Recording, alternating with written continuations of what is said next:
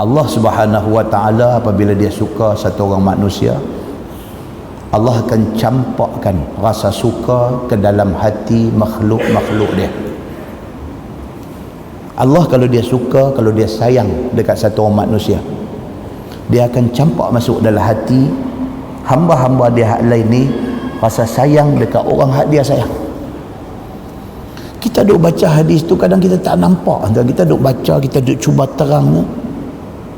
Bila mai hari almarhum Tok Guru meninggal, Masya Allah tuan-tuan, inilah hadis aku duk baca ni. Manusia ni tak tahu main mana.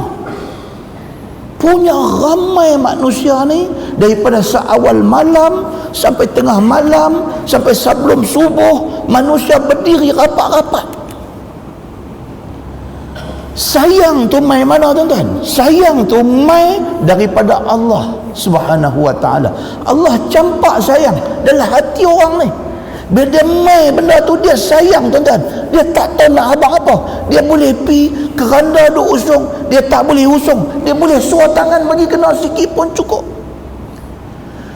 Saya tak payah cerita, gambar tu ada. Gambar menceritakan segala-gala. Muslimin dan muslimat, beruntungnya orang jadi orang yang beriman kepada Allah. Ni yang kita nak baca ni. Besarnya kemuliaan manusia apabila dia beriman kepada Allah ni. Sehingga jikalau sekiranya diruntuh Kaabah dan Baitullah itu 10 kali pun, tidak sama besar dosa orang yang membunuh satu orang mukmin sekali bunuh. Itu dia. Satu orang jahat, dia pergi peruntuh Kaabah 10 kali. Dia peruntuh Kaabah, orang bina balik Kaabah. 2 bulan depan dia mai, dia peruntuh lagi, orang bina balik Kaabah. 5 bulan ke depan dia mai, dia peruntuh lagi. 10 kali dia peruntuh Kaabah tu. Tidak sama dengan besar dosa dia bunuh satu orang Islam yang beriman kepada Allah.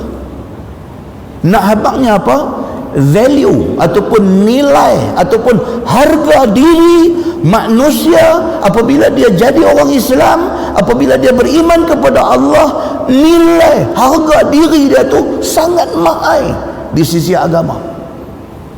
Tuan-tuan tak apa, suara saya ni makin parau. Saya minta off kuliah.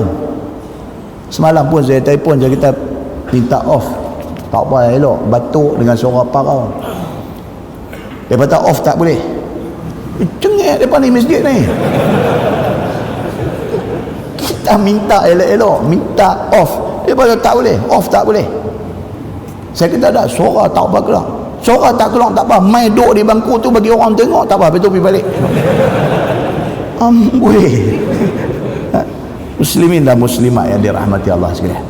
Dia bila mai dia nak kena mengajar, bila mengajar pula dia nak kena tekan suara lagu tu. Barulah saya pun puas hati, tuan-tuan pun dengar. Duduk lagu ni, pasal suara tak apa clear. Duduk lagu ni lah. Tu yang masalah dia. Baik. So dia kata maka tiap-tiap kali orang mukmin itu bertambah imannya, maka bertambah besar lagi kehormatan dan harga diri dia. Lagi kita ni dekat dengan Allah, lagi kita ni taat kepada Allah, lagi kita ni mengabdikan diri kepada Allah, lagi naik nilai diri kita di sisi Allah. Oh tuan-tuan, tak rugi tuan-tuan kita jadi orang Islam, jadi orang Islam yang beriman kepada Allah ni, tak rugi, bahkan untung ni tak tahu nak abang. Muslimin dan muslimat yang dirahmati Allah sekalian, tidaklah boleh siapa pun buat apa angkara ke atas orang yang mukmin itu, tak boleh. Sebab tuan-tuan, apa yang berlaku pada hari ini, Islam berperang sama Islam, Islam berbunuh sama Islam, ini adalah fitnah besar, malapetaka besar yang menimpa dunia Islam pada hari ini. Kesian tuan-tuan, tidak cukup dengan orang Islam kena bunuh dengan orang bukan Islam di Burma, di Burma.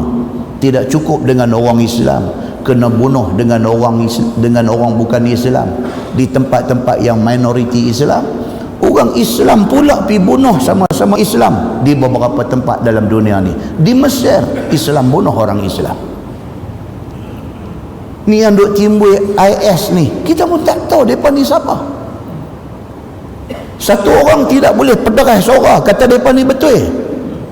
Dan satu orang tidak boleh juga nak pederai suara, kata mereka ni terang tak betul. Tak boleh, sebab kita tak tahu sebenarnya mereka ni siapa. Tak tahu. Pasal sumber berita, sumber maklumat, semuanya dikuasai oleh orang bukan Islam.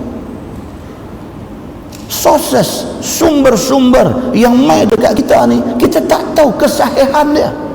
Cuma kita tak mau benda ni berlaku. Benda apa? Benda Islam bunuh orang Islam. Kita tak mau benda ni jadi. Kok mana pun, kalau dia mengucap kalimah syahadah, dia orang Islam, harga nyawa dia, harga diri dia, harga kehormatan dia sangat mahal di sisi Allah Subhanahu wa ta'ala. Tak boleh.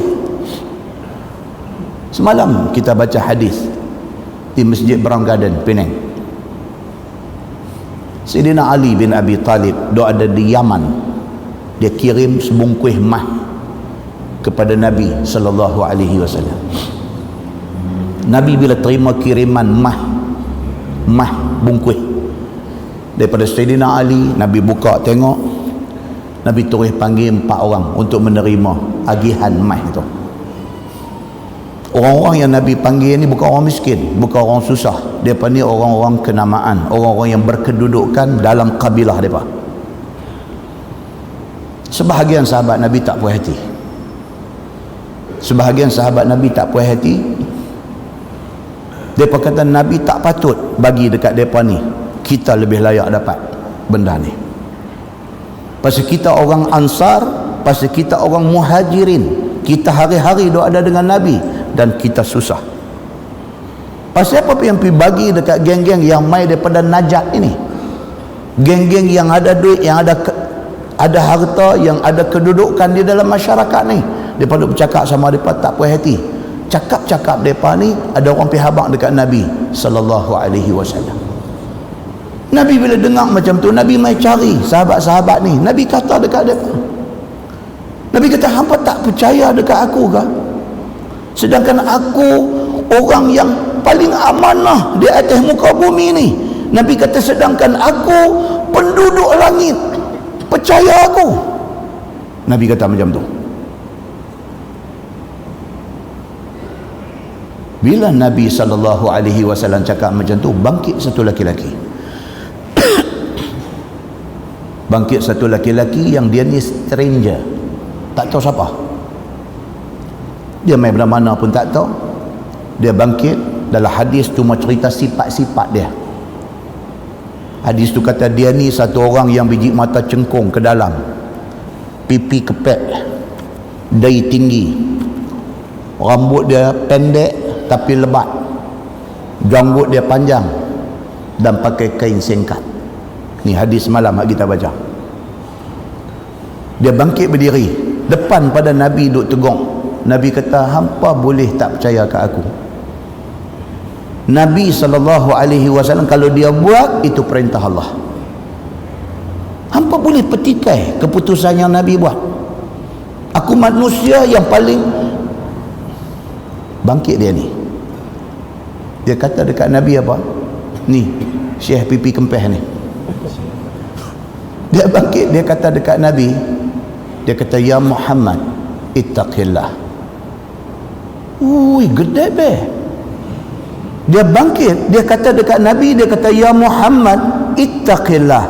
Dia kata, wahai Muhammad, takutlah kamu kepada Allah. Hang siapa? Hang nak pergi kata dekat Nabi macam tu?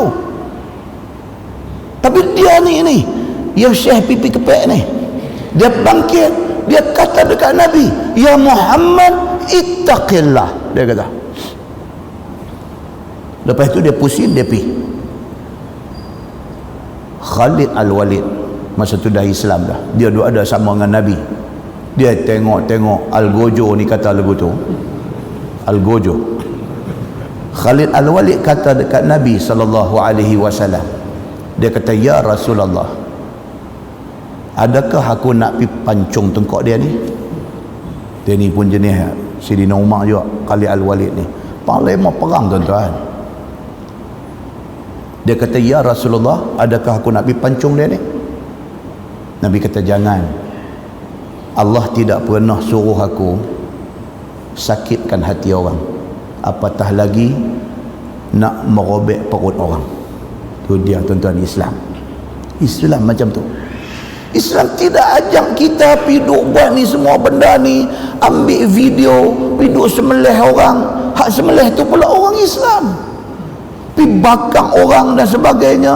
Islam tak suruh buat kerja macam ni. Kalau betul IS ni bergerak atas nama Islam, mereka membawa fitnah besar kepada agama Islam.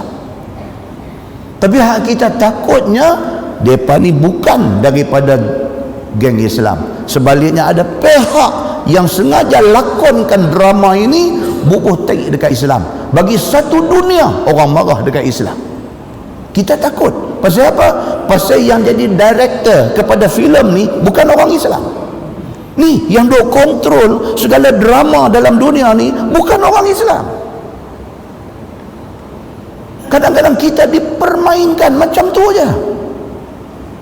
Dia buat satu gambar, dia create satu drama, dia buat satu insiden dan sebagainya. Dia nak suruh kita percaya apa yang dia buat tu, maka berbalahlah kita sama kita, sedangkan sebenarnya kita tak tahu apa.